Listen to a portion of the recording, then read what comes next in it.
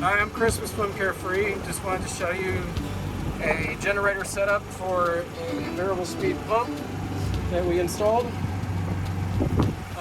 had a severe weather last year where we lost power for a significant amount of time and a lot of systems froze. So what we did here is I installed a plug for, it's basically a generator setup. RV.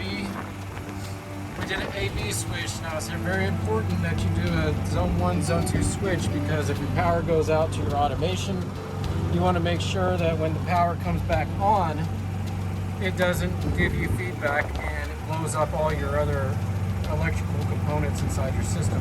So you want to be able to shut this side of the system off completely. That's why we did zone 1, zone 2. Just ran it off a standard RV cable, a locking plug down here, and I did a dryer connector up here, just so I can get a little bit more stability and get that angled plug on it.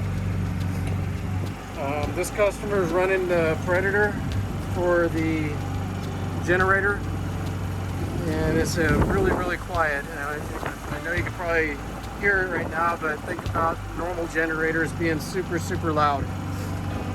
Now, one thing you're going to take in consideration when you're doing a generator setup is you want to make sure that you either have a automatic sensing power pump, or that it has a toggle on the back side to change it from 110 to 240, and you want to be able to change it back and forth, unless you buy the additional generator that can run 240. Then you can just wire everything over here 240.